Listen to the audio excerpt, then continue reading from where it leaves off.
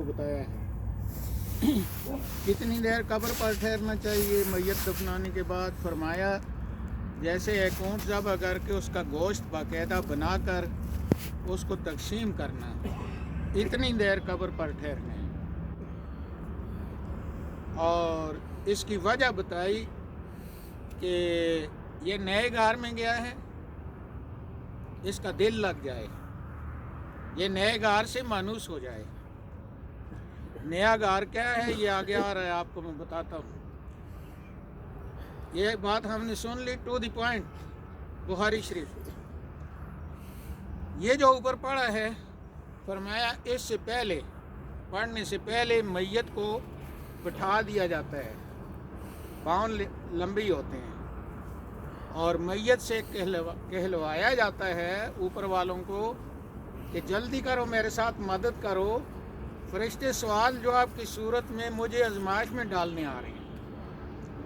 اور حضور نے پاک صلی اللہ علیہ وسلم نے فرمایا کہ لقن موتاکم، جو تم اوپر والوں کو وہ کہہ رہے ہیں مدد کرو، تو تم کیا مدد کرو؟ ان کو سوالوں کے جواب درست دینے کے لیے تلقین کرو، لقمہ دو۔ یہ جو پڑھا گیا ہے، اس پڑھنے کے بعد یہ قبر کے حوالے ہو گیا ہے۔ اس کے بعد فرشتے آتے ہیں، اس سے پہلے فرشتہ جب تک یہ ہم نہیں کریں گے فرشتے نہیں آئیں گے۔ وہ نیچے سے کہتا ہے مدد کرو، اوپر والے مدد کر دیتے ہیں، اور جب مدد کر دیتے ہیں تو فرشتے آتے ہیں۔ فرشتے آ کر ایک دوسرے کو کہتا ہے کہ جس خالق نے سوال جواب کی صورت میں اس کو امتحان میں ڈالنے ہمیں بھیجا تھا، وہ اوپر سے مدد کروا کر خود بچانے والا بن گیا ہے۔ شیخ نجدی بڑا گرفت کرتا ہے، چھوٹی موٹی چیز قبول نہیں کرتا۔ انہوں نے بھی اپنے رسالہ عالم برزخ میں یہ لکھا ہے۔ فرشتہ ایک دوسرے کو کیا کہتا ہے کہ جس خالق نے ہمیں بھیجا تھا سوال جواب کی صورت میں امتحان میں ڈالنے، وہ اوپر سے مدد کروا کر خود بچانے والا بن گیا ہے۔ اس حدیث سے ہمیں یہ پتہ چلتا ہے کہ اوپر سے نیچے مدد کی جا سکتی ہے، اور نیچے جو مدد جس کے ساتھ کی جا سکتی ہے وہ اوپر والوں کو سن سکتا ہے۔ سمجھ آ گئی ہمیں؟ اس کے بعد جب یہ ہو جاتا ہے تو فرشتہ پھر سوال کرتا ہے مر ربو کا۔ آپ صاحب نے یہ جواب دینے ہیں، سنیں، غور سے سنیں۔ مر ربو کا، تیرا رب کون ہے؟ وہ کہتا ہے اگر مسلمان ہے یا وہ بے ایمان ہے، وہ کہتا ہے ربی اللہ۔ اتنی بات پر فرشتہ چھوڑتا نہیں ہے۔ رب کو اپنا، اللہ کو اپنا رب ماننے پر اکتفا نہیں ہوتا۔ دوسرا سوال کرتا ہے ما دینوں کا، دین تیرا کیا ہے؟ وہ کہتا ہے دینی الاسلام۔ لہذا اللہ کی توحید اور اسلام کا حوالہ دینے سے بھی فرشتے چھوڑتے نہیں ہیں۔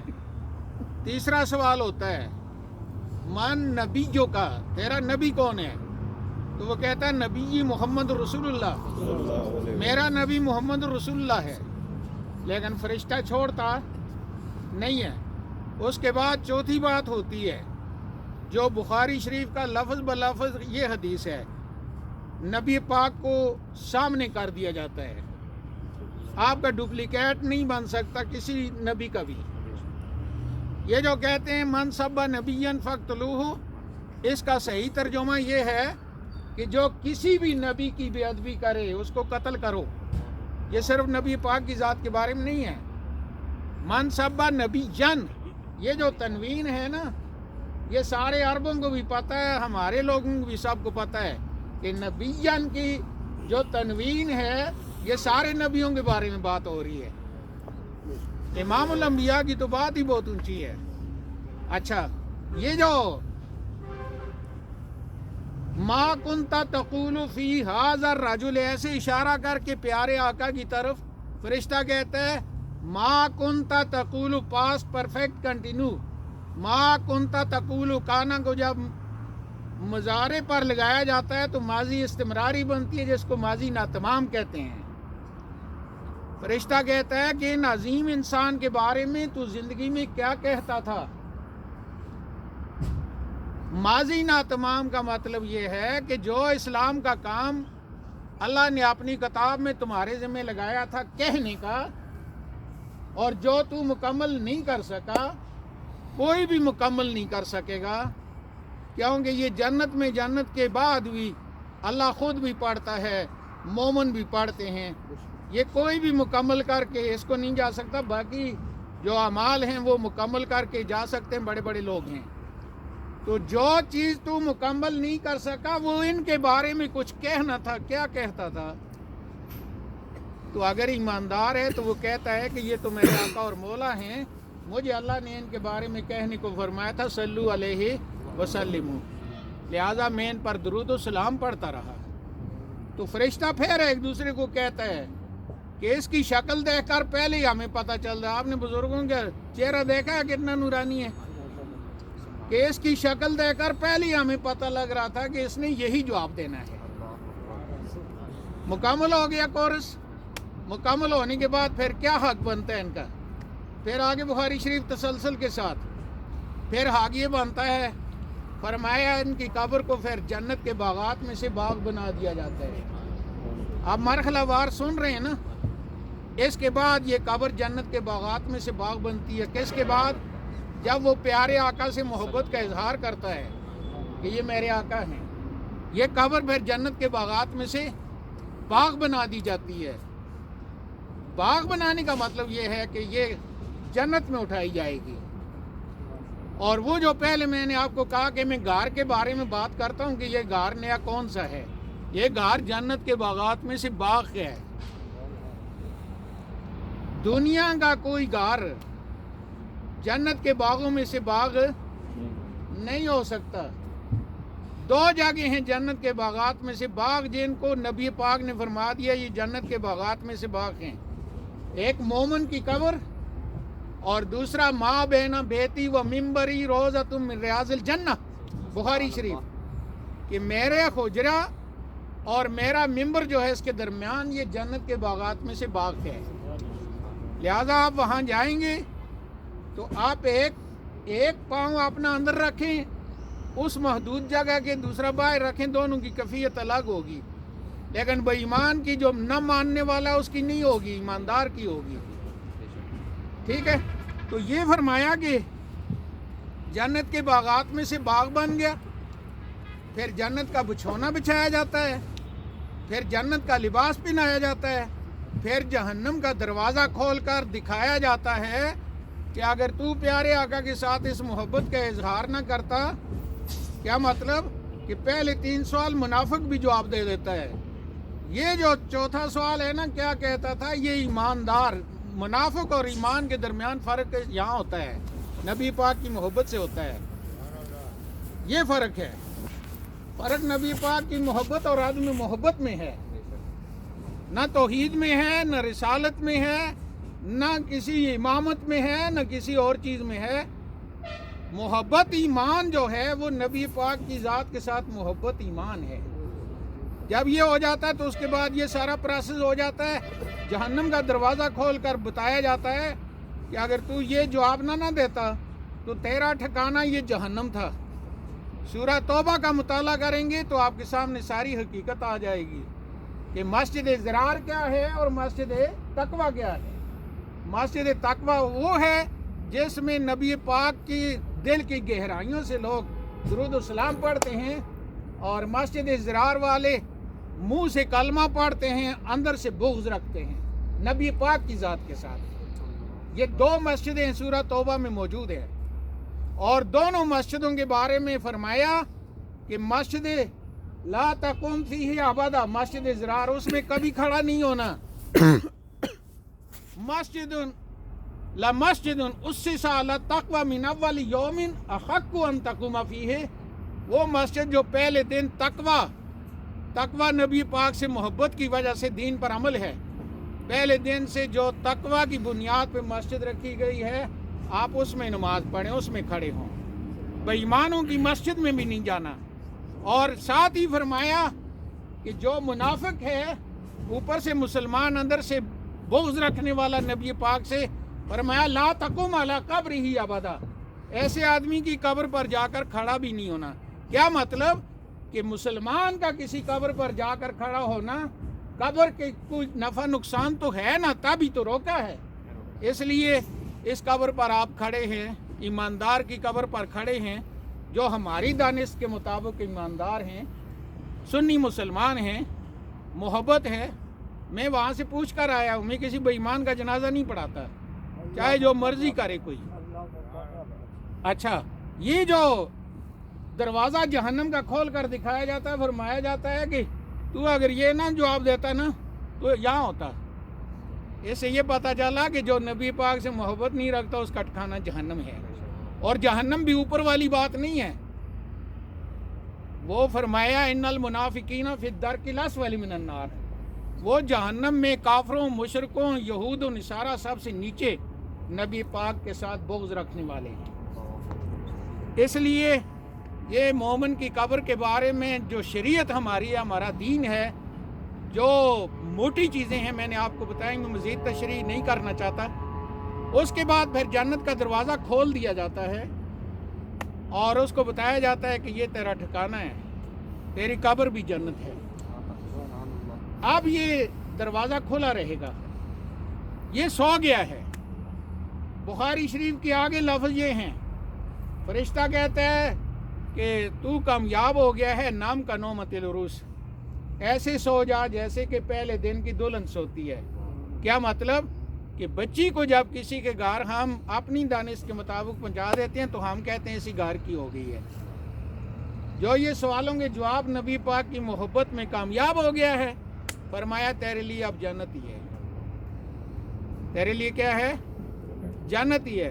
مائی صاحب حضرت عائشہ صدیقہ رضی اللہ تعالیٰ عنہ نے فرمایا یا رسول اللہ، ترمذی شریف اب کہ پہلے آپ فرماتے تھے کہ بڑی سخت پکڑ دکڑ ہوگی، ان بطش ربک لشدید، اور آپ فرماتے ہیں کہ عائشہ سرسری کاروائی ہوگی، اور جتنا بھی علماء، حفاظ، اولیاء، صحابہ، بزرگان دین، جتنے بھی ان کو کھڑا کر دیا جائے گا کہ جتنے اشارہ کر سکتے ہو گناہگار ایمانداروں کو جنت میں داخل کرو، بعد میں جانا۔